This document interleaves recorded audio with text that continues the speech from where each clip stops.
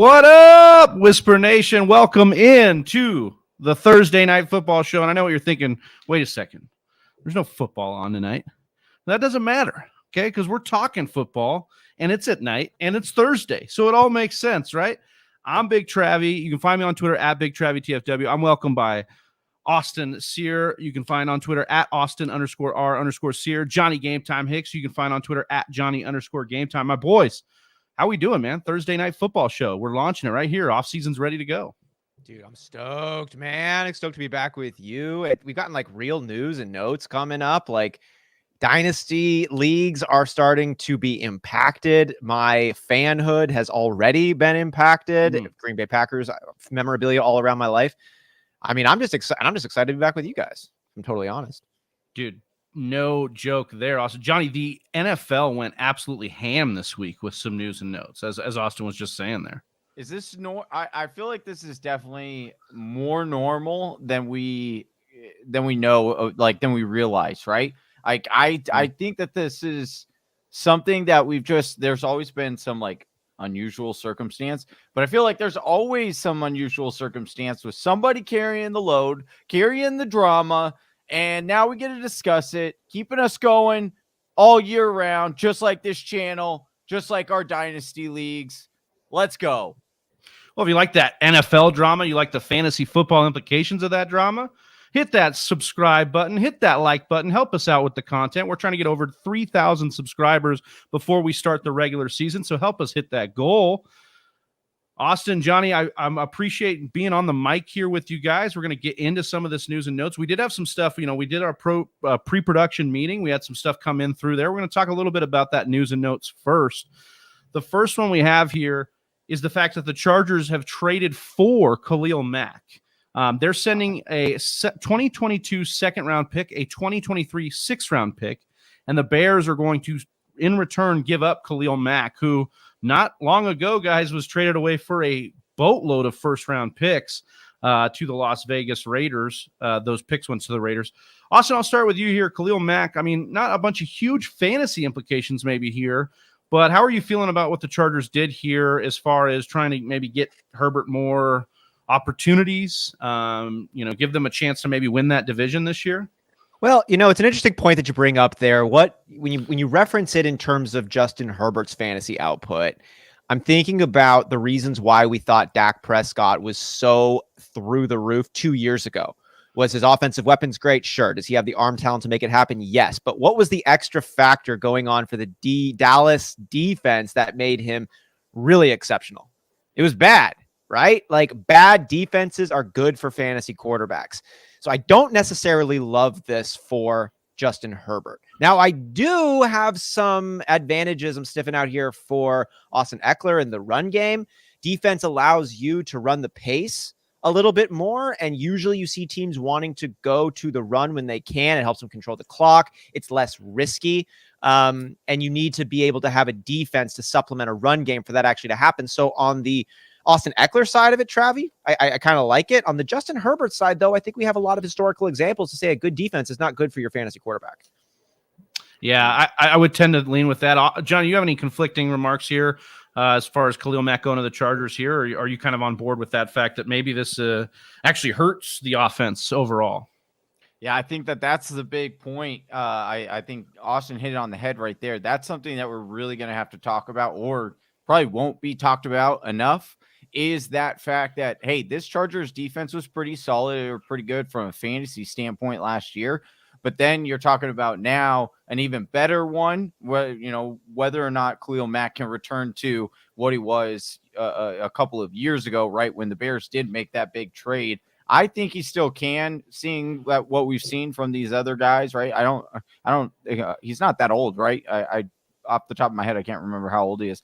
But regardless, we do know that when teams, unless they have a head coach that really likes to run up the scoreboard, which there aren't a lot of those in the NFL, that can actually hurt these fantasy quarterbacks when you're talking about, because they don't need to be in these shootouts. Think of how many games the Chargers were in last year where they had to come back or they were in a massive shootout. And so that was why Herbert was able, had some monster games there at the end of the year, was because they were in real big shootouts. So you take that away and you say, okay, now teams are going to be getting 14 to 21 points. Now you only need, 14 to 21, 24 points from Herbert in order to win the game. You're playing a lot differently. You're playing a lot more clock management and things like that. Now, I will say, though, to that point, Johnny, like if you are going to say that, oh, well, they're going to need this, well, they do need it. The AFC West is now absolutely even more stacked with Russell Wilson, which we will get into. But if we're looking at that, then maybe it doesn't really matter if Mac goes over there. They did this as to try and help, but like they're going to be pushed to throw in so many games in that division, I would think, right? I mean, I think that's where we're at with it. We'll see what evens out here. A lot of the talk is that he's being reunited or going with Bosa, not reunited. And Bosa did have Melvin Ingram for a couple of years. Khalil Mack at 31 years of age. I know we were asking about the age there. Yeah. He's 31 years old. Is he going to be better than Melvin Ingram? I'd like to think so. He's a better prospect than Melvin Ingram ever was at the D-line. So we'll take a look there. I think that's an interesting point there. Another point, Brandon Staley, the head coach of the Chargers, is a defensive-minded guy. You wonder if this was a huge move for him to try and keep that job security, keep trying to do the things he wants to do on the defensive end to complement what Herbert's doing on the offense. If they go out in the draft, this is going to cause a lot of concern. But to back what Austin's saying here, if they go out in this NFL draft and they draft a running back that is a bigger guy, we all love Austin Eckler here, but if they draft, one of like an AJ Dillon type workhorse, more prototypical one, then that's could be a real indication that, hey, we Melvin plan Gordon on comes being back. Hey, he seems to want to stay with Denver, but but hey, you never know. Money talks, and we know Melvin Gordon likes that money. So give him the money. So I watch out for that, because if they go with that running back, there could be a different kind of offense that we see from this Chargers team.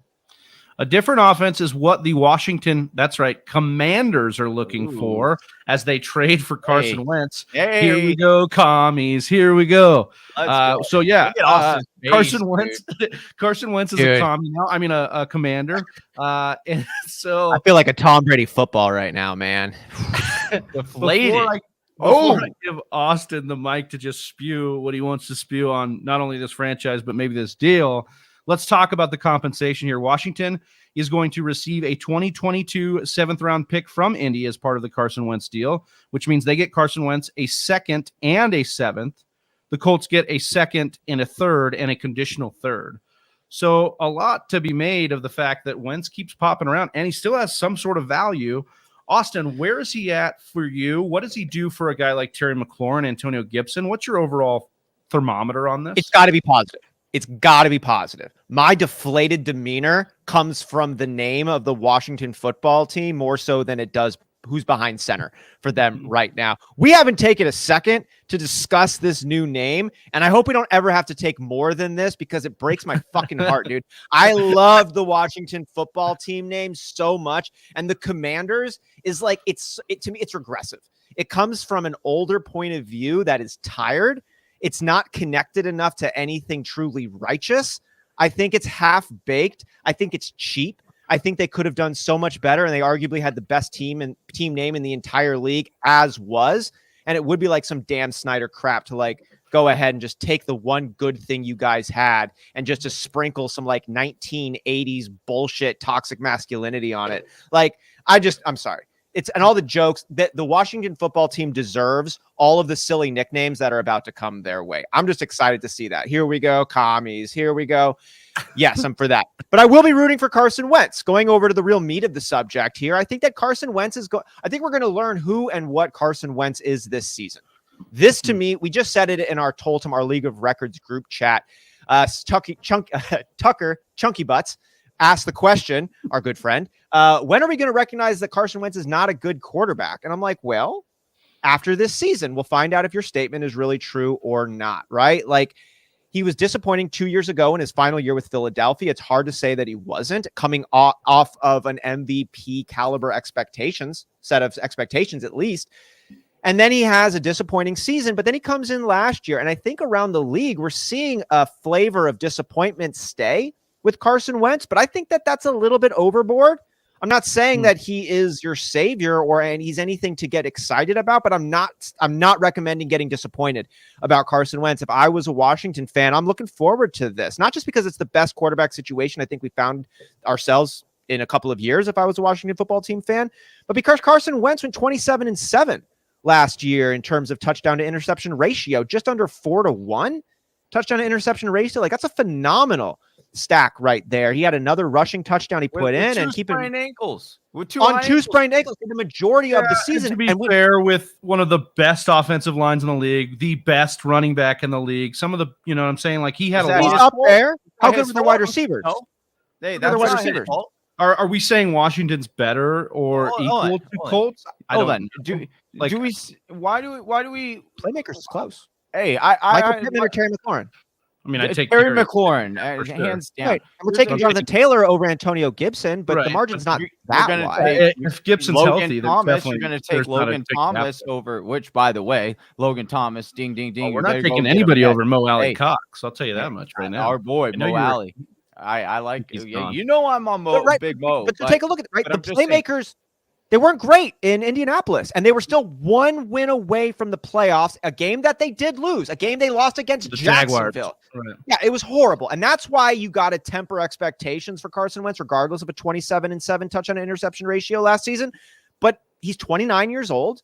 He wants to play. He did what he did last year on 2 missing ankles. So I'm actually excited about it. But this year, to me, it will reveal all. Johnny, you think this is a net positive for the Washington football team, the Washington Commanders. You believe that he is going to be better than the combo of Kyle Allen and Taylor Heineke, and we never really did see Ryan Fitzpatrick. One hip fits. Yeah. One hip fits. Here's the thing. Yeah, absolutely I do. Because here, and people, you guys laugh at me right now, but this is all true. Carson Wentz is in that group of quarterbacks that, listen, I get it. He's not the sexiest guy. He's not going, he doesn't, he does more boneheaded plays than he does the wow. And look at that. And look how magnificent that play was, what Pat Mahomes does more regularly, or Herbert does, or Russell Wilson, who we'll get to in just a second. All those guys give you the flash plays. Carson Wentz gives you maybe 1-2 a season. But here's the reality. Like you said, 27 touchdowns, 7 interceptions. He had the best running back, the MVP in some people's eyes, as far as like, because quarterbacks generally get that, but Jonathan Taylor did one hell of a job to get some kind of votes for MVP from a non-quarterback standpoint.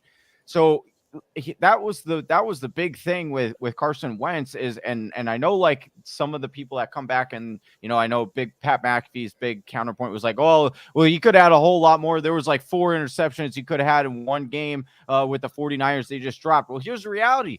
You could have had that. You could do that with every quarterback. Every quarterback. You could do that. Aaron Rodgers. You could do that with Kyler Murray. You could do it with all these quarterbacks that have less than 10, 12 interceptions in a season. You can look back and always point at 4 or 5 pick that would have been easy picks that were just dropped. So I don't want to bring that up.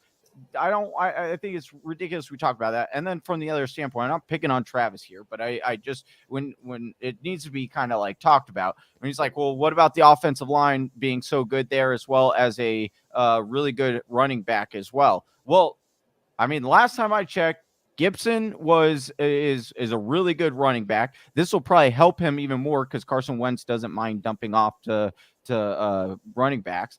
But here's the other thing. Like, you can't, I don't understand why we don't do this with wide receivers who just have like a miraculous season or have a really good season. And then we're like, well, you did have Aaron Rodgers, or like, like if Devontae Adams goes to a different team and, are we going to be like, well, he got paid because he had Aaron Rodgers. And so we should. Yeah, we do. We definitely are sharp enough to say, hey, look, the environment changes though, right? Like the environment changes. That's a fact. He is going from one environment to another environment here.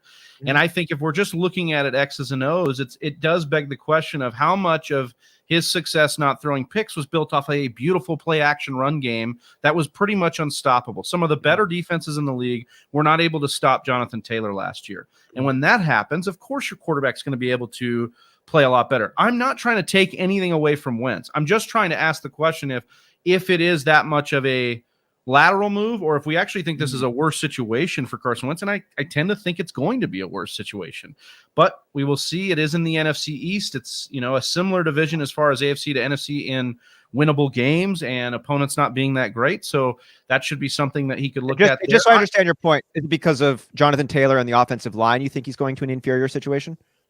Yeah, I think those are two big, huge. Well, we'll see. I mean, the Colts offensive line obviously might not retain what they were. I mean, they're losing. I think it's Eric Fisher's gone, or is likely to leave. So they're not going to be as great as they were last year. But I'm just asking if we think this is going to be a detriment to Wentz from going from an Indianapolis Colts offense, an offense he was familiar with Frank Reich, to the Washington football team, which, we'll see if it's going to be as good. But I hear your points. I mean, I think they have studs too on offense. I love Terry McLaurin. I love Antonio Gibson. I think that their offensive line is actually middle of the road. It's not too bad either.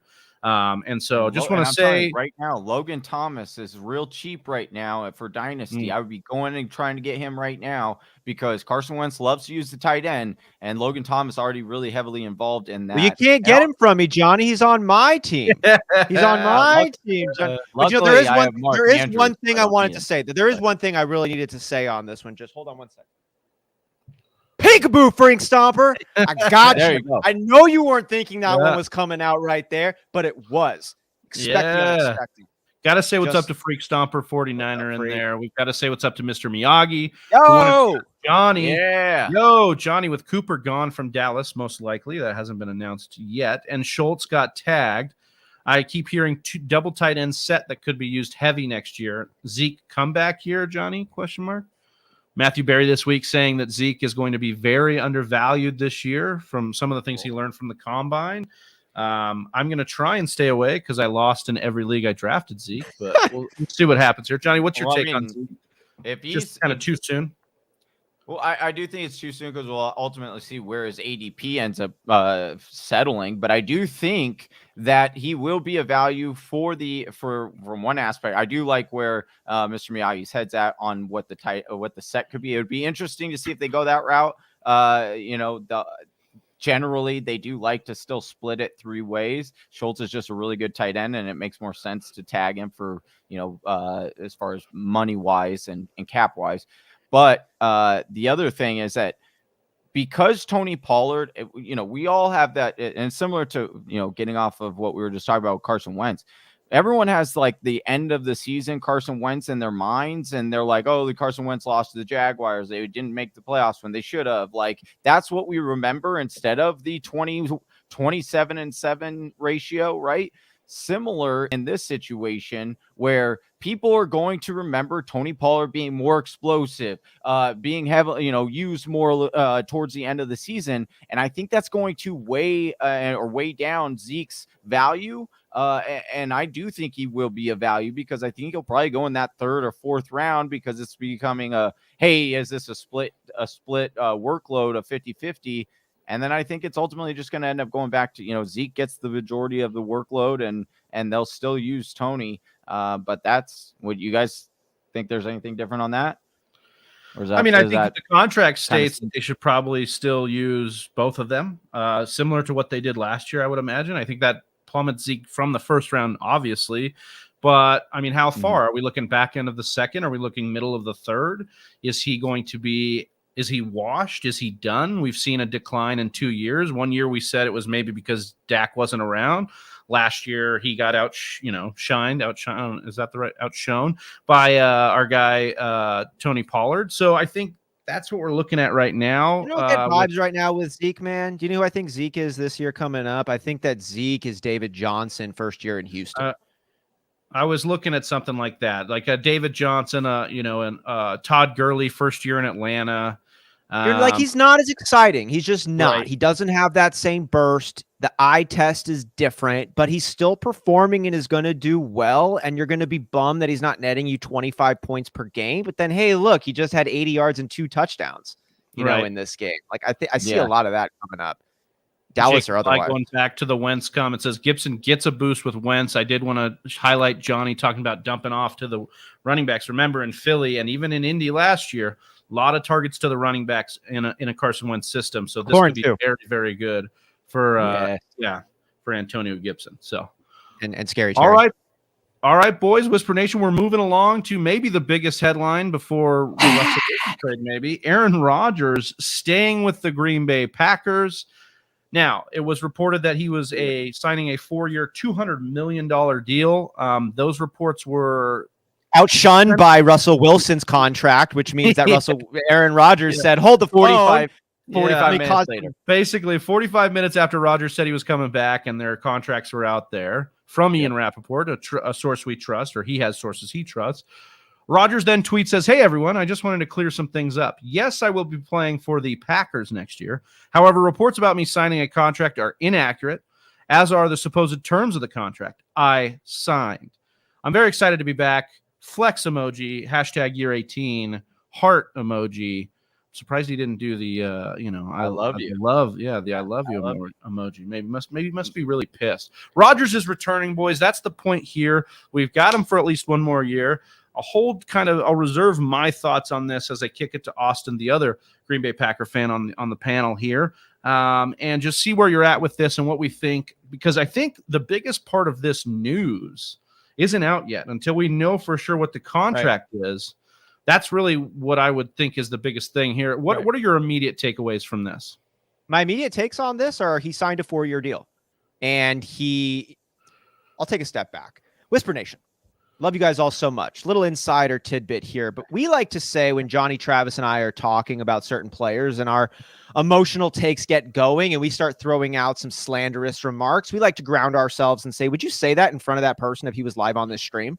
You know, we like to try to treat like we want to, we take what and we say most oftentimes the answer is hell yeah, I would. Something like that. And the question, so we say, would you do that here? And if Aaron Rodgers is in this room right now, what I would like to be telling the man is you are smart enough to keep us in the dark about what you're doing because we can't figure it out, but you're not so smart that we can't figure it out after it's been done. And it's like so freaking obvious to me at this point. Like the dude I think Charles Barkley was right when Charles Barkley said that Aaron Rodgers is the pretty girl you have to tell is a pretty girl every single day. Hey, I'm a words of affirmation, love language person myself, so I get it, okay? Like, I get it. I'm there. I'm soft too, and words go a long way with me. They really do. John, but it's Austin, you are pretty, though. Thank you. Yeah. I appreciate that. Thank you. People all look and stare when you walk into the dance. But it's like with Rodgers, man, like, every single time, and it goes back to, over a year now when we've had a report about Rodgers that comes out. Rodgers then says that report is inaccurate. And then a couple of moments later, maybe it be days, maybe it be weeks, maybe it be hours, we find out that report is actually accurate. It is. He likes to try to control this narrative. Yeah. He likes to try to frame it in the way that he wants to frame it. And I say all of this because I don't think Aaron Rodgers is any different. And so I'm conflicted, Travi. How do I feel about it? I feel like we're going to win the NFC North again. I feel like we got another MVP caliber season on the table, have a chance to go for 3 in a row. Like, I think that all of these things are there. And I think it's likely that we lose in the NFC Championship again, because no matter how strong your ego is, it is never as strong as a consensusly brought up team, the way that we've seen Tom Brady and his squads. Tom Brady makes other people around him better. Aaron Rodgers makes people around him afraid. And I don't think you're ever going to have as good credit crisis. Over on Twitch. Got to thank everybody watching on Twitch. Austin, I think you're prettier than Aaron. Also want to say Corey saying Trav looking clean with the cut. Didn't cut the hair. Did shave the beard a little bit. Trimmed it up. I'd be looking. Well, I just got to say, Whisper Nation coming out, giving us all the words of affirmation tonight. Austin. I love you. And I can't see, there's no profile picture here, credit crisis, but I think you got a smooth sounding name. And I appreciate you chiming in on Twitch. It means you're an innovator. Yeah. And you know what you love, and we need more of that in this world. So, hell yeah. All I heard when Austin was going on about Aaron Rodgers there is this. Aaron Rodgers saying to everybody else, I don't think I'm a lot dumber than you thought I once was. Yeah, I But mean, you know that's definitely the vibe. You do get some White Goodman vibes from Aaron Rodgers. Where I'll get off my soapbox on this. I'm going to be done after. I'm going to stick this one here. But I love Aaron Rodgers has obviously brought so many incredible memories. I'm just done with it being the Aaron Rodgers show. I'm a Green Bay Packers fan first. I would like to see him uplift the entire community above himself, and I don't think he's ever done that once. And I'm not confident we're going to get that again. I think, and until I know that we've got him locked in and the Green Bay Packers might not be left out in the cold. Like if Aaron Rodgers didn't re-sign a deal and he's just going to ride this last year out and then decide if he's retiring or signing with Pittsburgh the year after that, like it's going to make this whole season really weird for me. And I would rather it not be weird, and I would rather it be just fucking awesome. So I need some things before I'm all the way in. Let's get weird. Let's get weird. I'm with you, Austin. I think that the Packers, I need to see them do a 4-year deal here. If they do a 1-year deal and he walks after a year, I'm completely pissed off that we would do that. Because not only would we mortgage the future, we'd mortgage it hard with a even bigger cliff. But Johnny, I wanted to talk about more of the fantasy football aspect. We are a fantasy football platform. This, to me, just feels like everything as expected. They tagged Davante Adams. They get Rodgers back. So at least for redraft next year, we are looking at, as expected, kind of the similar output, right, from our fantasy football studs over in Green Bay. Yeah, I think this makes them pretty safe for the next couple of years, realistically, right? I do imagine, like you said, I do think it is a 4-year deal. I think what because Ian is also digging in, Ian Rapport is digging in and saying, no. He is not, what he is hearing is what he tweeted out about that contract. He is saying that, no, that is what it is. Whereas, like you said, Aaron seems to be kind of trying to control the whole narrative. So if that is the case, though, which I don't understand why they wouldn't have done that, then you've got Davante Adams most likely locked up for 4 years as well, because you wouldn't, that's how you sell Davante Adams is, hey, you got Rodgers for 4 years here. Let's get you this 4-year deal.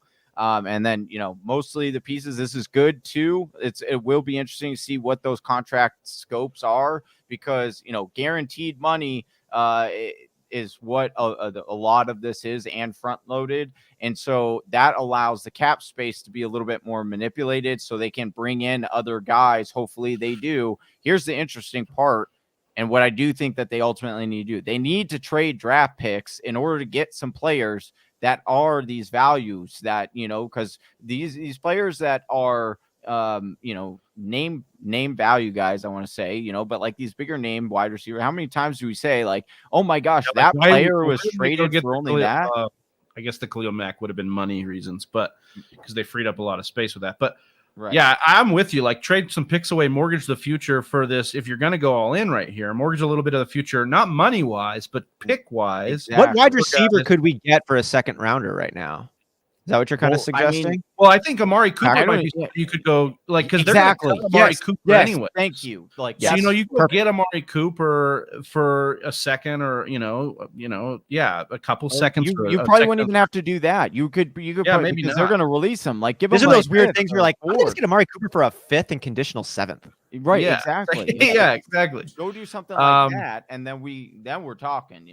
Yeah, we'll know more, obviously, Whisper Nation, as the Rodgers contract comes out. We'll see. It wouldn't surprise me if Aaron Rodgers, they went to sign that deal. He saw how the internet reacted to this mega deal, and they're like, oh my God, he's trying to break the franchise. And then he's like, no, this deal isn't the real deal. And he like reneged on it or something there. We'll see what happens here with Aaron Rodgers. He's just such a diva. It's hilarious. One of the bigger headlines that kind of got buried from the start of this week was Calvin Ridley's suspension. And we're going to jump into a little bit more about this, but it seems that he was betting on his own team. He was away from the team for mental health reasons, and he's going to be suspended for the 2022 season. Per a source, this is Lindsey Jones on Twitter, and she said, per a source informed of the investigation, Ridley placed 3 parlays with 3, 5, and 18 parlays and bet on the Falcons to win. All the bets placed between November 23rd and 28th. The Falcons beat Jacksonville on 28, and all the bets were via a mobile app in Florida. Hey. Austin, I'm going to start with you, man. Do you have any problem with this? Do you think that there's an issue with Calvin Ridley betting on his team? And what are we being robbed of a really good player next season in fantasy? I think we are. And I'm conflicted a little bit. I'm reminded of my high school's honor code where we had our student handbook. And hang with me here for a second. I remember Mr.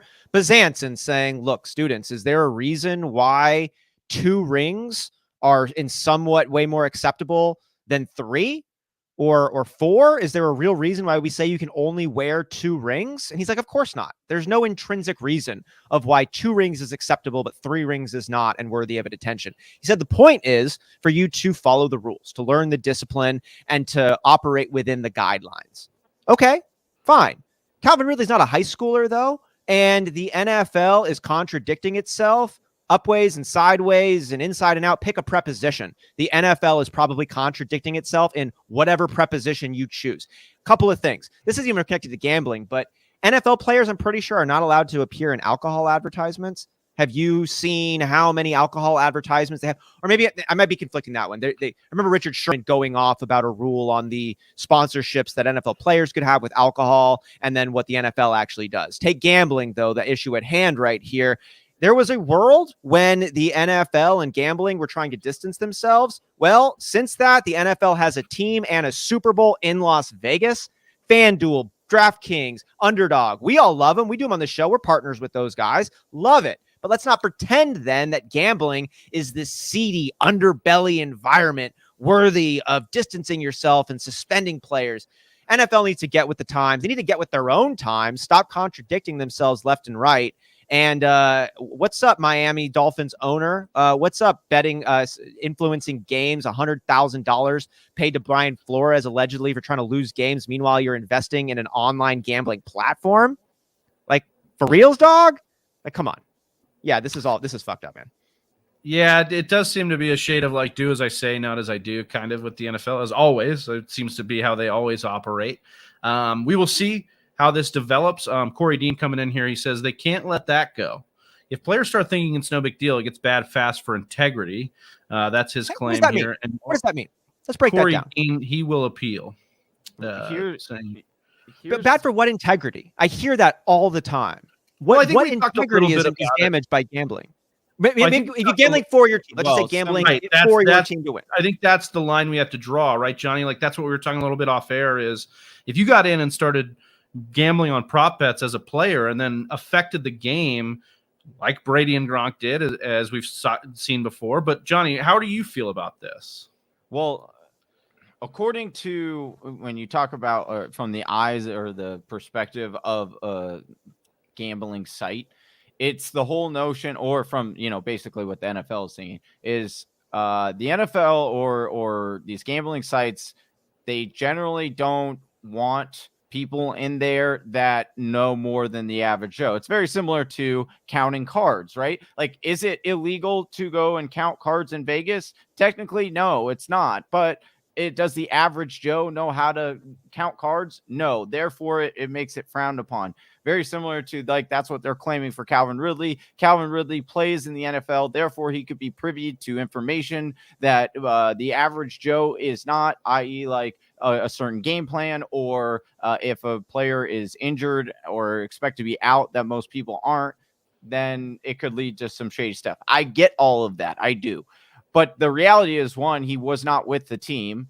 The other part of it is the fact that, like, besides what Austin, like, I totally agree with what Austin's saying is with the owners and the site and gambling. And as these get mingled more, it's going to become more and more of a gray area. But here's the big thing to me, guys, how much this is actually going to shade our sport, our fantasy sports, because as we talk, we have off-show meetings as well. We talk about, hey, what players could we possibly get on our show? What players could we, talk? Austin Eckler, huge advocate for fantasy football. But here's my question, and I love him for it. But how does he get away with playing fantasy football, but that's not considered sports gambling?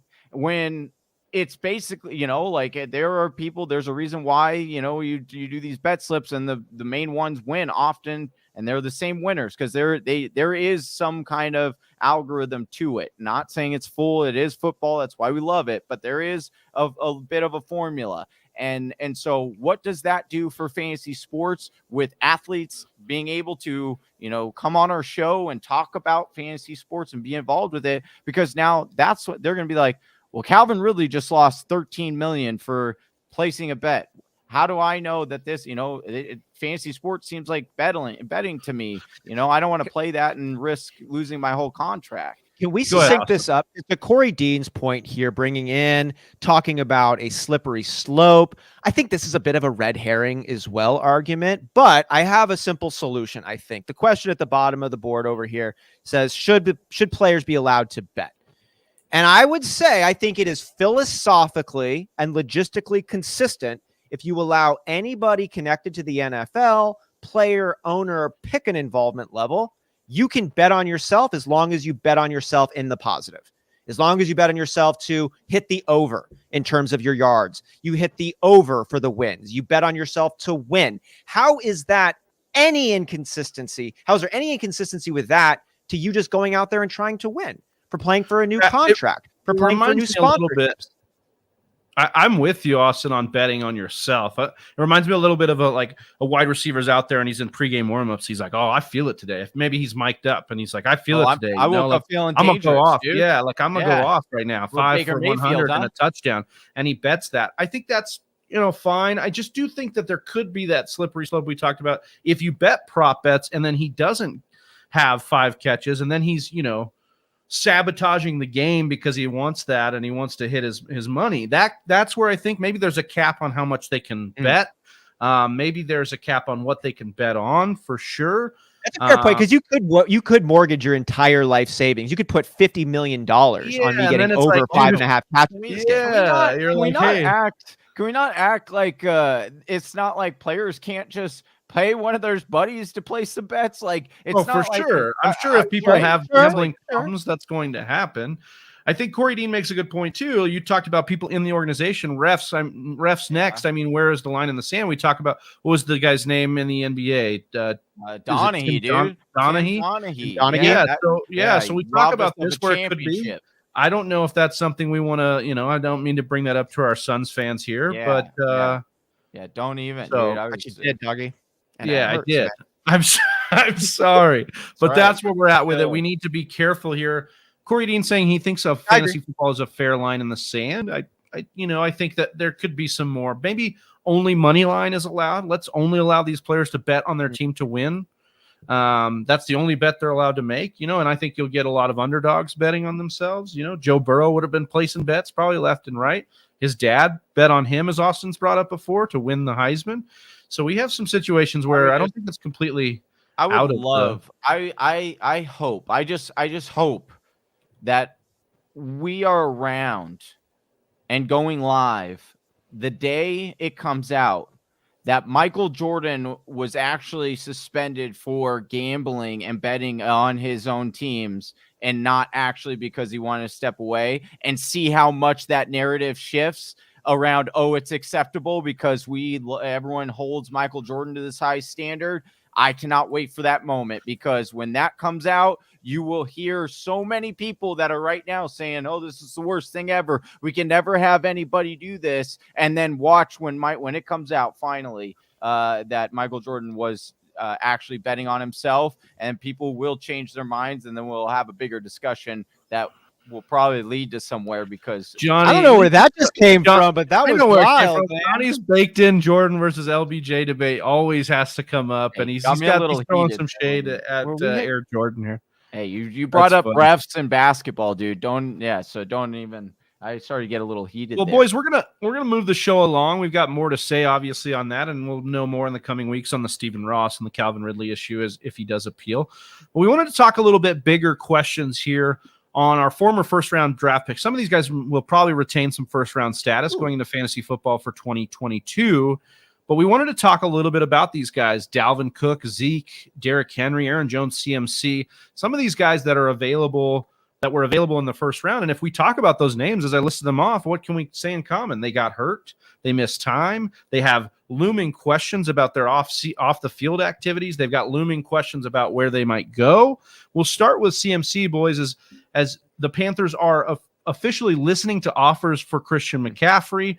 He had 48 of 48 games started and played to start his career. He has now played 10 of the 33 possible games since. So, Austin, I'll start with you. Where are we at on our meter with CMC? Is he worth the first overall pick? Is he a top 3 pick in your mind? Does he stay within that realm for you for fantasy football in 2022? We just don't have enough context yet for me to be able to give an answer with weight on this. If Christian McCaffrey ends up staying in Carolina and they don't acquire another running back and they don't pick one up via the draft, sure. I think talent-wise, opportunity-wise, he'd be right there.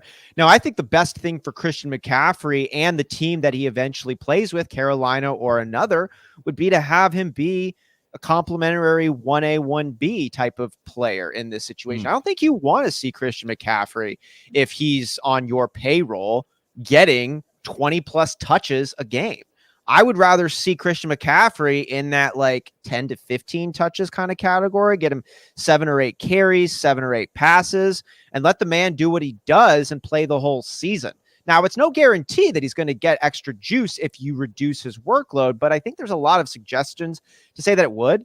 I think that's the better role for Christian McCaffrey, and if he was in a 1B type of situation, I think you could see some magic. But for me, he's not in the top 3. Even if he does stay with Carolina, I'd be stoked to pick him up the back of the first if all of the variables stay the same, because his upside is still there. He's still young. He's still explosive. He's still super tough.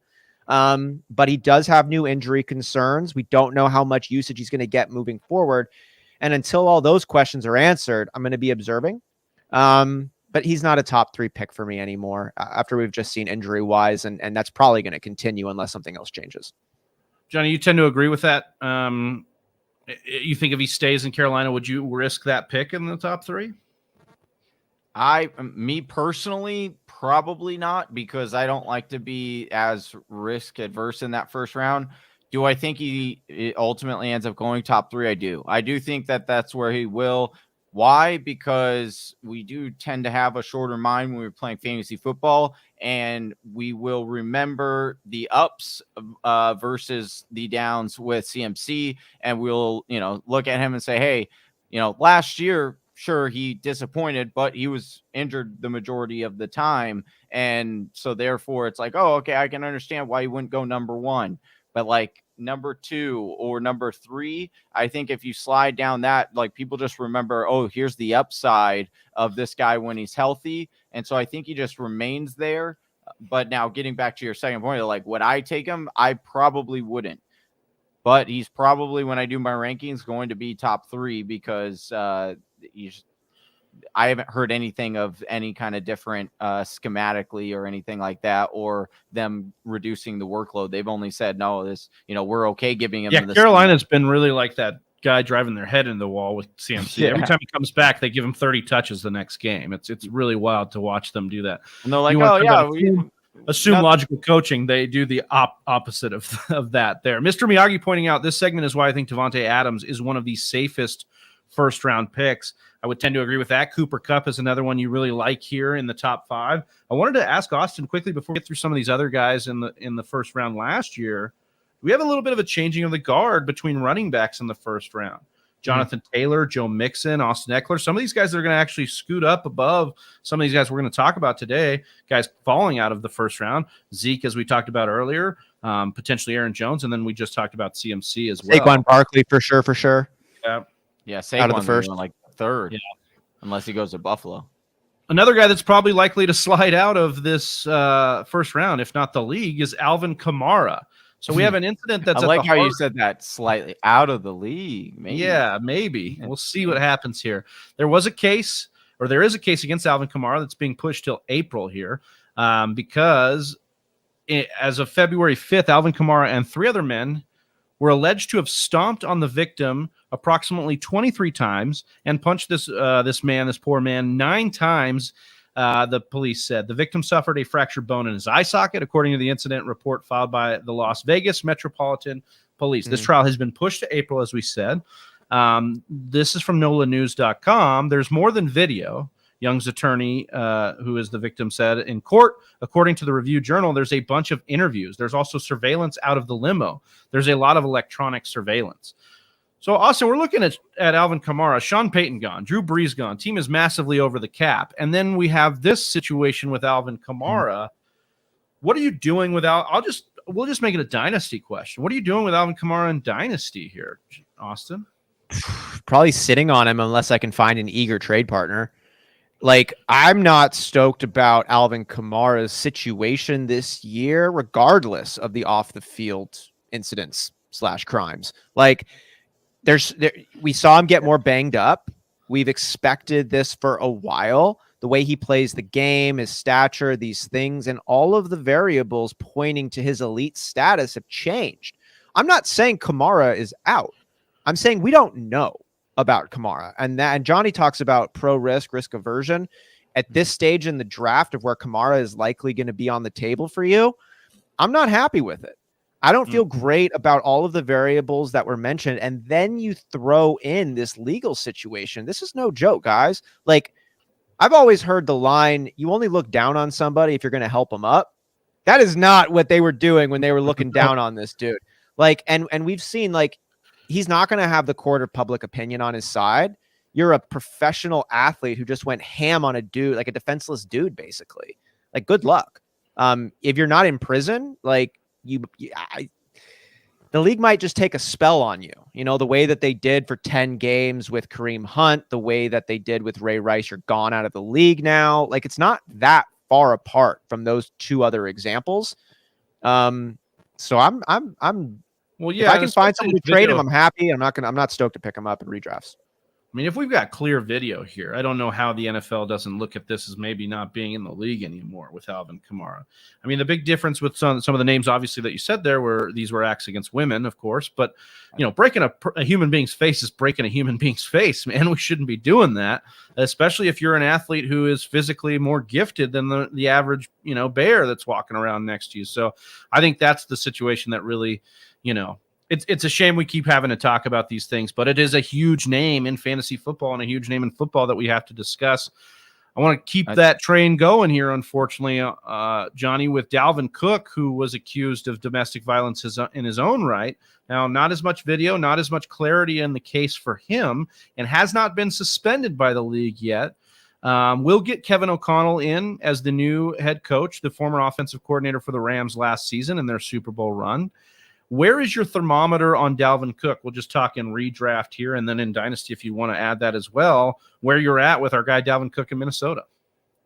I mean, I don't know. I haven't heard any updates or anything on this. So I would expect him to be playing as of right now. But again, we'll see. Like for when you're talking about Alvin Kamara, I think he'll probably get four game suspension. Just looking at what the evidence is and like what they've done in the past and considering all things, probably looking at 4 game suspension for Alvin Kamara. Now, if there is evidence and video evidence from Dalvin, I do think it would be a lot more than that. I think you could be talking about 10 games or a full season. And I know it sounds, you know, we try to treat everyone fairly and equally, but there is a difference in hitting a female if you're a male versus hitting a male if you're a male. And whether it's right, wrong, or indifferent, that's for everyone, you know, you at least make your own opinion, but and I'm sure the NFL would be trying to make up for right. And the NFL never tries to. I mean, they always do the wrong thing first. So and usually even the second time they do it wrong as well. So I do think that if there were any kind of evidence with Dalvin, I do think it would be a much more serious conversation of like he's probably out minimum 10 games. If not, he's out, maybe not coming back to the NFL. Whereas, you know, if there's nothing, it could be held up. It's a he said, she said kind of thing. Then it could get where, you know, he's playing next year and it's a court battle. So I know it's not the greatest answer, you know, as far as what I would do. I have him on my Dynasty team. I can tell you that.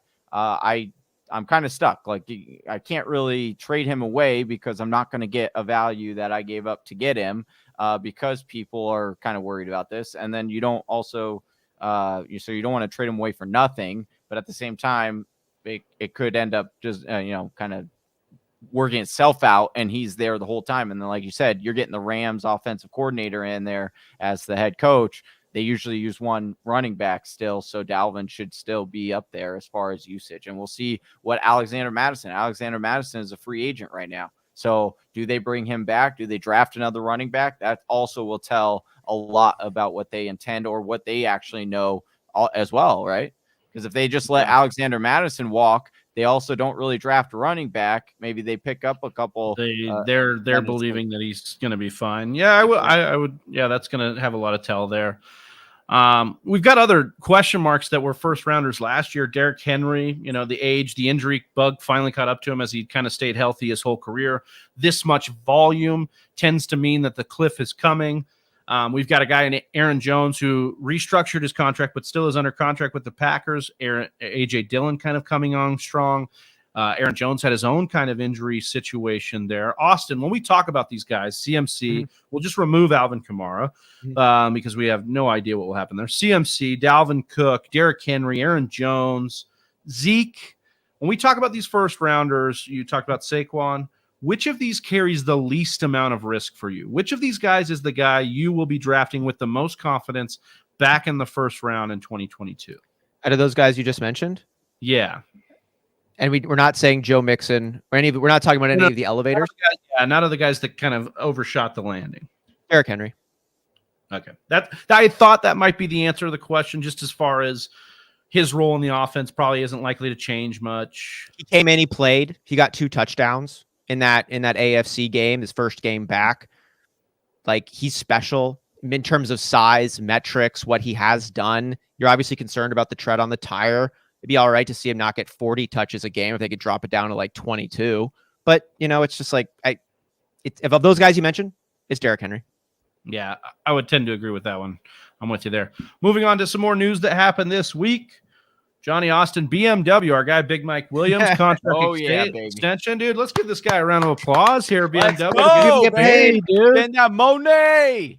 $60 million deal. That's a 3-year, $60 million. Yeah, $40 million guaranteed, as Austin said there. $28 million in year one. We did not think that the Chargers were going to pay. Well, I did not personally think the Chargers were going to pay Big Mike Williams. They've never really paid anyone. They let everybody walk. Johnny, are you stoked for Big Mike Williams? Are you stoked for Justin Herbert? Are you stoked for the Chargers? BMW is about to get a BMW, baby. Well, he probably already has one. But I am really excited. This is great news. You want to keep that is true. Do it 420. There goes the Josh Palmer hype. But I mean, Josh Palmer could still run that third wide receiver again. We talked about at the top of the show, what does the addition of Khalil Mack do to this offense with them needing to score? But as Travis so astutely pointed out, that division is full of gunslingers, so there could still be that potential, right, where he has to still go out and do that.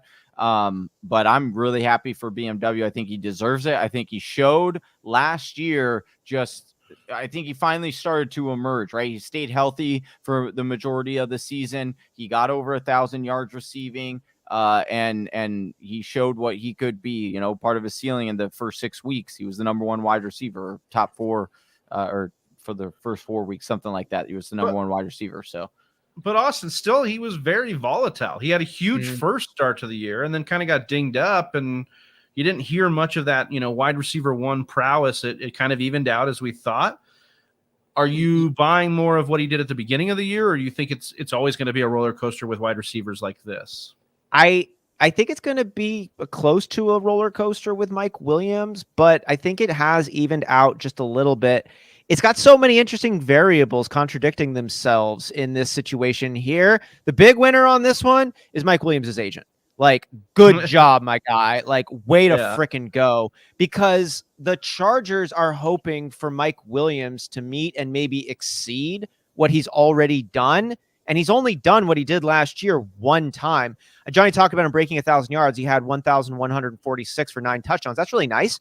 And, he broke 1,000 yards in 2019 with 1,001 yards, 2 touchdowns that season, 10 touchdowns the year before that, 5 touchdowns the year after that, and then 9 last year. I mean, his best finish was last season. He finished as the number 12 overall receiver in PPR formats. His second best finish, though, was 32, going back to 2018. And he's 27 years old, and he doesn't have a great track record of health. You would need him to all of a sudden start to be something he hasn't been, and that's consistent. His highlights are phenomenal. But are you going to pay a guy $40 million guaranteed for this long a contract for inconsistent highlights? And I just don't know why we'd be expecting to see consistency out of him. We saw his highlights, but that's not what I'm talking about. I'm talking about consistency. A good job on his agent. I wish him the best. I love Big Mike Williams. I think Justin Herbert got Mike Williams paid too. I think Justin Herbert elevated Mike Williams' game in a big way this year. And probably some of the stuff he said before about Mike Williams being, 70-30 balls or 50-50 balls or, 80-20 balls in his, for Mike Williams when he goes up. And we've seen that. We've seen the big playability. But, I don't know that you pay him for the highlights, as you said, Austin. You want to pay him for that consistency. But maybe they feel like they have the consistency in Keenan Allen. They want to pay for the upside in Big Mike Williams. That's how they want this offense to roll. God bless. We'll see what happens with the Chargers there. All right, moving on to our final and biggest storyline of the NFL week this week. Yes, Aaron Rodgers, I said it. The biggest storyline is a trade that we just have not seen this really before. A monstrous trade like this big. We have Seattle trading away Russell Wilson, their franchise quarterback, quote unquote. Seattle will get Drew Lock, Noah Fant, Shelby Harris, who's a defensive lineman, 2 first-round picks, 2 second-round picks, and a 5th-round pick. And Denver will get Russell Wilson, a Super Bowl winning and 2-time appearing quarterback, and a 4th-round pick. I'm going to start with you, Austin, and then I'll ask Johnny quickly after who won this deal. Because we've seen it floated around that Seattle won this deal. They got a lot of picks, but trading away a franchise quarterback should mean that you don't win the deal. We always say in fantasy, whoever gets the best player usually wins the deal. So who won the deal here, Austin? I've gone back and forth on this one. I stand now saying that I think this was a good trade for both teams. I think that Denver ends up coming out ahead, and I've switched my tune on this one. And here's why. Seattle got a lot of maybes. Denver got less of a maybe in Russell Wilson. I don't think that Russell Wilson is going to be an MVP candidate this year, but I'm not surprised if he is. And last year, we talked a lot of shade on Russell Wilson. I did personally a lot. I don't back down from any of those comments, but I also said that Russell Wilson is a spiritual man and the spirit is off in Seattle. And I stand by that. So you talk, Travis, about how a different environment can elicit a different outcome. I think we are primed to see that kind of situation with Russell Wilson. And going back to take a look at Russell Wilson's previous performances, if we're just ranking his overall fantasy finish, outside of last year's 16th place finish, he had finished as number 6, number 3, number 9, number 1 in 2017, number 9, number 3, number 3, number 8, going back to number 11 there in his rookie season in 2012. So he has been a QB1, meaning a top 12 quarterback in every single year of his career outside of last year, a season in which he missed multiple games. And even in that season, though, last year, Travi, he still finished with 25 touchdowns and 6 interceptions, better than a 4-to-1 ratio on this. So there's a lot of reasons to look at Russell Wilson and say this dude is way more than competent. And now take a look at Denver. They were dealing with arguably a slightly less than competent situation. Now, I think Teddy Bridgewater is a decent game manager, but he just doesn't have enough of what it's going to take to really tip the tide. And this team was really close to the playoffs, the Broncos, that is, approaching the end of the season. We were like, yo, if they beat the Kansas City Chiefs, I think it was like in week 15 or 16 or something like that, we're like, they're tied for first place with the Chiefs, in this game, even after they're unloading Von Miller and making these moves to acquire more picks. Like, they were still a competitive team. You know what I mean? We had one of the streaming parties from like, Denver's going to be more competitive than we'd like to think. Just watch. And that's what they were. And now they get in a undebatable upgrade at quarterback. Even if you don't think Russell Wilson is the bee's knees anymore, he is certainly above Teddy Bridgewater and Drew Lock. And who did they lose then is the question. They lost some picks, which Denver has been using a lot of those on quarterbacks that haven't hit. So I'm okay with that. And they lose Noah Fant, who's good. I like him as a talent, but he hasn't been a real difference maker yet. And neither has Shelby. And the other ones are just picks. So you're looking at a team that was borderline playoff ready when they were already kind of trying to rebuild. And now they have Russell Wilson, top 10 quarterback, to go along with Javonte Williams, who might be in the first round of fantasy redraft leagues if Melvin Gordon is gone. He's that good. Cortland Sutton, Jerry Jeudy, Tim Patrick. Like, these are real players, and they're always a defensive-driven team. Von Miller wants to come back. You know what I mean? I think that Denver's got a real shot to win this division, and it's a division with the Kansas City Chiefs and the improving Raiders and the improving Chargers. And I said what I said. So when it's all said and done, I think that the Broncos win because they get something real. Seattle, if they hit on those draft picks, they end up coming out ahead in the long run. But Seattle has not given us a good track record of hitting on their picks. You really have to go back to 2012, the year they drafted Russell Wilson, also Bobby Wagner, to find the last time they hit two good guys. You know, otherwise they're doing things like drafting Rashad Penny, God bless him, in the first round. He didn't start until last year. You know, it's like they draft guys who don't even end up starting. Like, they're weird and they're bad. And you hear the last comment, I'll stick on this one. You heard Greg Olson on Colin Coward's show say that when he was with the Seahawks, it was like the coaching staff thought they had a JV rookie quarterback. They wanted to play a conservative approach. That to me was like, yo, you had the wrong pairing with Russell Wilson. I'm really excited to see him in Denver. I think this new environment will be good for him. And I think the Seahawks can actually get some pieces to try and rebuild. We'll see if they're successful. Johnny, you agree with Austin that the Denver Broncos won this deal? Yeah, absolutely. I think that, you know, anytime you can trade for an established player, especially a quarterback, I think that you're going to really help out your roster, your team. You know, they've already got great pieces, Jerry Jeudy, Cortland Sutton, they've got, and then KJ Hamler, they've got the receivers there to pick them up. You know, he doesn't really use the tight end a whole lot. I know Everett started to come on last year at the end when they started getting tight ends more involved. But in general, Russell really doesn't throw a whole lot to tight end. So losing Noah Fant isn't, you know, a huge deal to them, right? And so, you know, from the other standpoint too, from what can Russell do? Can Russell return or be a good fan? You know, Austin was talking about earlier in Russell's career when he was, you know, a top 5, top 6 quarterback. I think this is why he can be, and why I do think he becomes now interesting. You have now a quarterback that, you know, look at where his system is, you have an offensive minded coach that look at where he's coming from. Aaron Rodgers, he's used to coaching a good quarterback, right? Likes to get him out on the move, likes to use his legs as well, which is something we've kind of seen Russell do a lot less over the last few years. As well as you talk about system, I love that you brought that up. Pete Carroll, always just loved to run the ball. It didn't matter who his quarterback was. He wanted to run. He hated when his quarterback had over 35 passing attempts. You look at how many times Drew Lock and Teddy Bridgewater have had over 35 passing attempts in the last 2 years. You would be amazed, because it's over 5 games for each of those guys, which, you know, you're talking about those terrible quarterbacks having to throw the ball 35 to 40 times. Imagine a good quarterback like Russell Wilson. So I do think Russell Wilson is going to be really good in Denver. I think they ultimately win this whole deal because, like Austin has said and alluded to, the draft picks aren't a sure thing. Then you look at the people who are making those draft picks, not a great track record. So again, you're better off, in my opinion, going with these players that are established. Sure, you're not getting a ceiling guy always, you know, you're getting solid depth.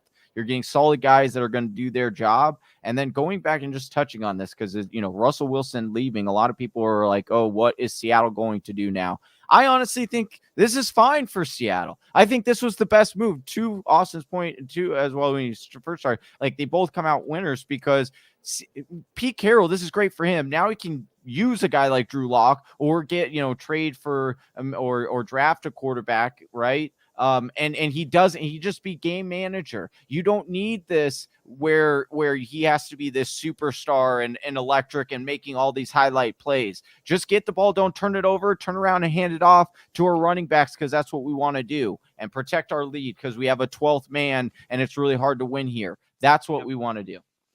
Seattle's gonna suck so bad, dude. They're going to be bad. Yeah, they're going to be. I'm not saying they're not going to be bad. But what I'm saying is, I just Right. I just don't want to hear it, man. It's a tired argument. Okay, we're trying to point to Russell Wilson as the last 2 years as maybe being a decline. What's happened in those last 2 years? He wasn't happy in Seattle with a terrible offensive line and So a he team was that tanking. He was betting No, against I'm his saying team, that is the what you're telling me. I'm saying the environment breeds your style of play, and yet he was still throwing touchdowns. In fact, guys, when we're sitting here saying, "Oh, is Russell Wilson a dude?" Of course he's that dude. In the first 10 seasons of his career, in the NFL, in every quarterback's first 10 years, only Peyton Manning has more touchdown passes than Russell Wilson. Russell Wilson is second in the NFL in his first 10 years in touchdown passes. So is he a dude that throws touchdowns? Yes. I mean, we've seen it. He has the perfect Throws deep ball. moon balls, dude. Yeah, Moonballs. the lollipops, as Chris Collinsworth would like to say. Yeah. But I think that he is that dude. I think that you both hit it on the head here, that when you go and you trade for something that's established, we see that our lizard brain comes out usually and it goes, "Oh my God, you shouldn't have traded all these picks. Oh my God, we shouldn't have done that. That's so scary." And like, what happened? What happened last year? Everybody was killing the Rams. You have no picks. You think they care? You think that they're Fuck on a yacht? them They don't care, Hey, dude. I'll tell They're you, it over doesn't here. care. GM. The LA See their fans, GM? the LA fans don't care because they don't even show up for a damn. Well, they don't listen. championship. We're basking in LA. It's championship city. I live in championship city, and we don't care because we're jaded to how much we win. It's true. Well, that's it. And I think LA is just like, hey, yeah, you won one. That's cute. Like, go win some more and we'll start showing up to the parade. But either way, I think that Denver outright won this deal in a huge way. One, because they didn't have to give up anything on that great offense that we've been talking about. And yes, Shelby Harris is a dude. He's not terrible. He's a good piece, but he wasn't your cornerbacks. He wasn't Bradley Chubb. He wasn't any huge playmaker for you on defense that's going to keep the core of the defense. And I think that you're looking at a situation where Denver got Russ way earlier than they got Peyton Manning. So this isn't like, hey, we're going to have to go all in. This is something they can build on. Russ is still, 28, I think? He's not very old. He's not as old. 32. Oh, is he? Yeah, 30, he's 33. Oh, Yeah. okay. Well, So he's old. That's But still I not- mean, that's he's got plenty. that's still of not that time. old, right? So 33 is I'm older 30. than I'm about to 28. be 32. Don't say it's old, dude. Okay. But yeah, that's my point. Is I think Denver won this deal, and I think they won it in a big way. And I think that there's a lot to be said about trying to go and get when you know you're close. I mean, I think there's a situation here where they know they're close, and they went and they beat teams like Dallas last year. They were close with teams they shouldn't have been close with, and now you go and get Russell Wilson. Like, this is huge. So I think that's a situation where we've, exactly, Mr. Miyagi, 5 years off. I know, I was somewhere in the ballpark. Samsonite. 5 years in the NFL is a huge deal. So Really quick, Corey Dean's question here. Odds Denver makes the playoffs the next couple of years. He's not feeling it. He doesn't. Are you with Corey? But here's the Less thing. than 50 or more? I think But it's more. Denver's I think Denver. You can't just look at that one thing and say, okay, it's a pass or fail on that. What's the odds that the Raiders made the playoffs last year.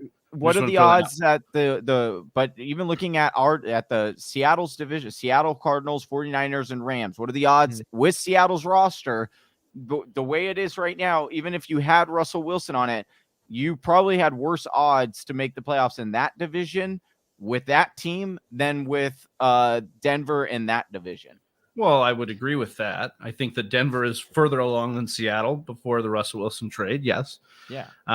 But I don't think they're as far off as you think. Tyler Lockett and DK Metcalf are no scrubs at wide receiver.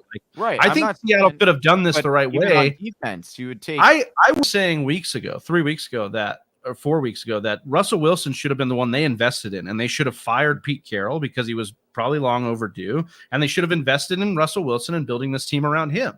I mean, I just don't get how we live in a league where we're constantly bitching about not having a franchise quarterback, and you get one, and your first inkling is to let's ship him off because he's not happy here. No, find out why he's not happy and make him effing happy. Like, that's the whole idea here. When you have a guy who can do what he can do. You know what the truth is, Trav, what you just told me? We're not interested in success as the number one metric. That's not what we're looking for. Number one, it's not success. It's excitement.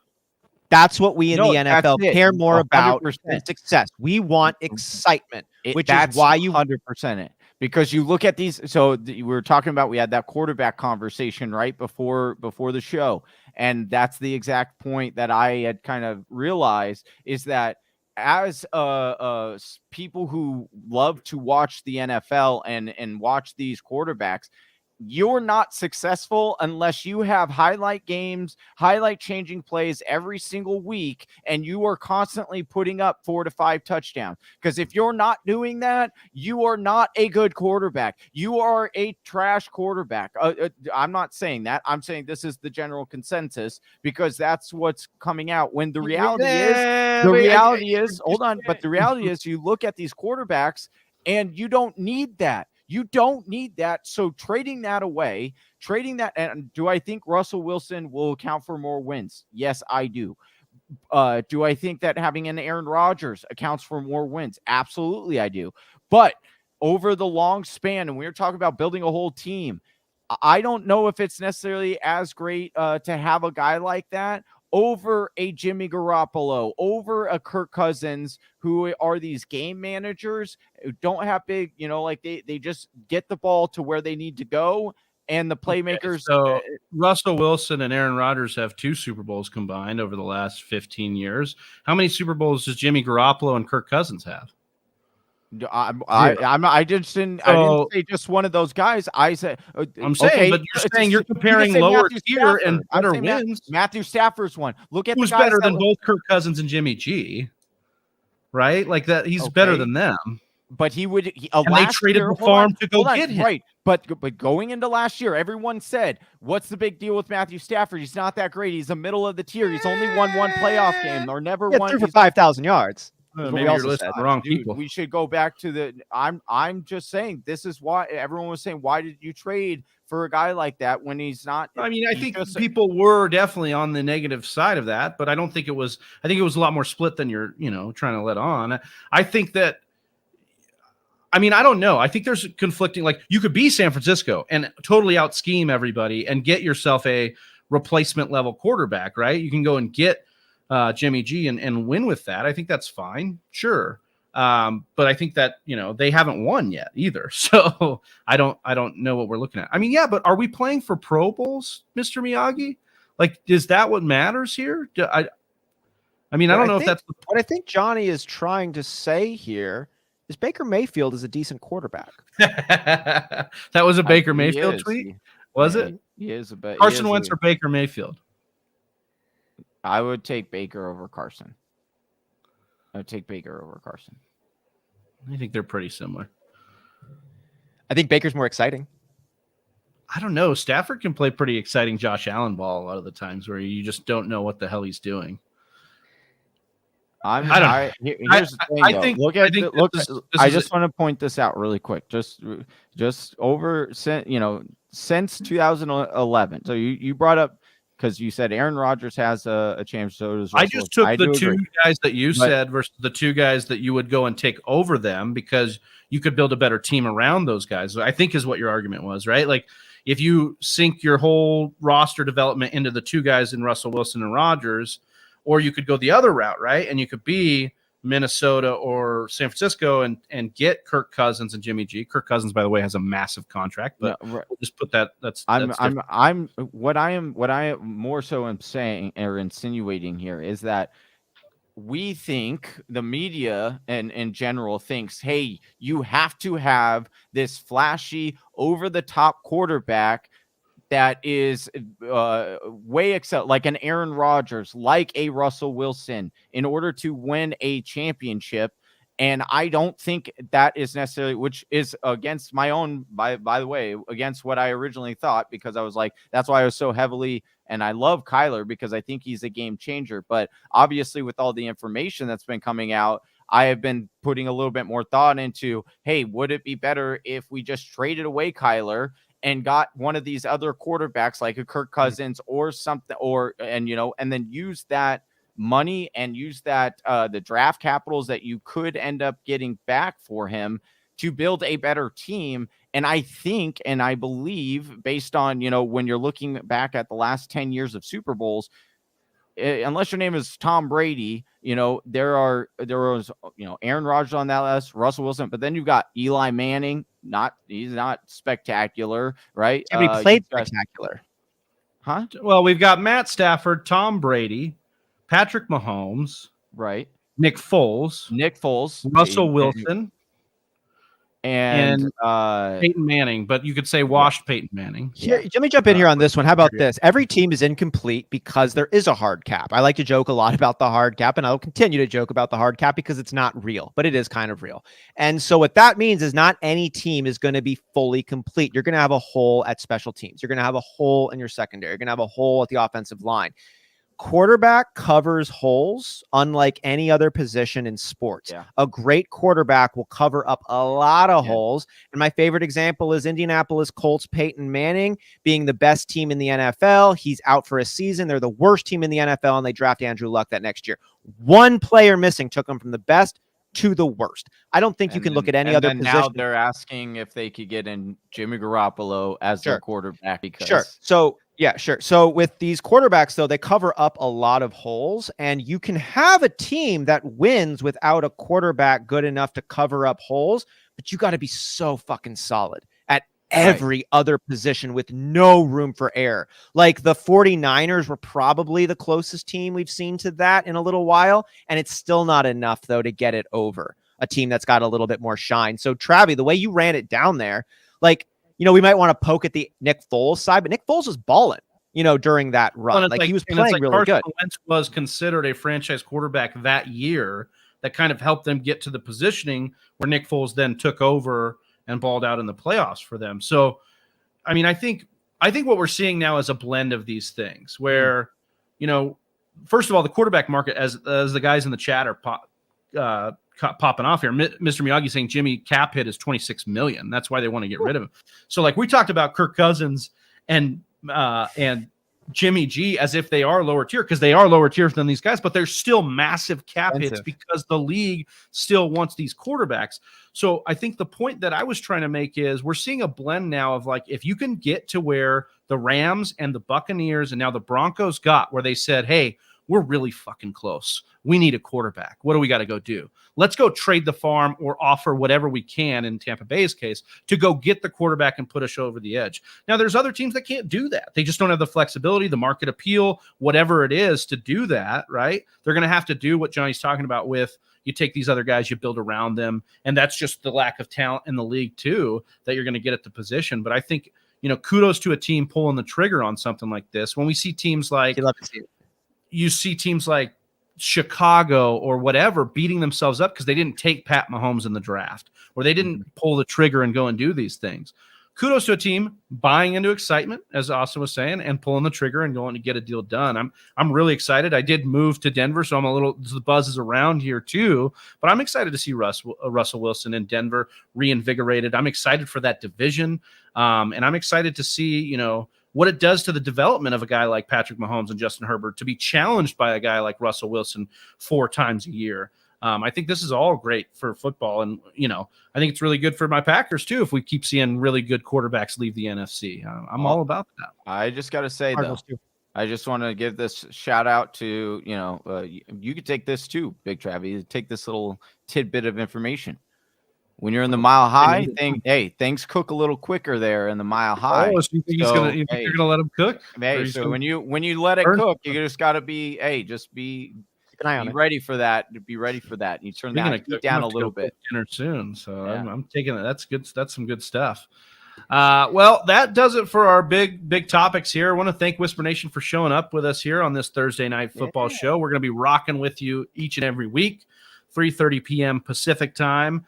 On this Thursday slot. So keep that in your calendar. And of course, put those notifications on. Subscribe if you're new to the channel. You get those notifications on so you can rock and roll. But also, I want to kick it over to you. You had a little bit last word here. Little thing to tell Whisper Nation. So here you are, man. That's right. So Calvin Ridley, talked a little bit about him. We're going to talk about him again because I think it is just that important. Calvin Ridley just received a 12-month suspension for gambling on his own team to win. Now, I get it. Sort of. The narrative is this behavior threatens the integrity of the game. Okay. But how does a player betting on their own team to win do anything but increase the competitiveness of the match? And does betting on yourself, end of the day, do anything outside of what is already being done and contractually implemented by the NFL? Hang with me here. End of the season last year, a clip went viral of Gronk telling Brady he needed just one more catch to get his catch bonus. Brady made sure that he got that one extra catch, and that catch was an unnatural part of the game. Without that monetary incentive, Brady would have done something else on that play. How is that monetary incentive any different than someone making a bet on themselves or on their own team? In the past, gambling has been connected with a less above board demeanor, a back alley type of vibe, and a lot of where the stigma and rules on the matter stem from. But we are in a different world now. FanDuel, Underdog, platforms in the NFL partners with. Las Vegas, we have a team there and a Super Bowl in that city. The conversation and stigma around gambling has evolved, and it's time for the NFL's punitive wing to do the same. And lastly, on that note, the idea that the integrity of the game is threatened by a $1,500 bet, deserving a 12-month suspension for a first-time offense, but breaking a woman or a child's face only gets 6 games, shows me that the NFL has got some soul-searching ahead. I hope they find one.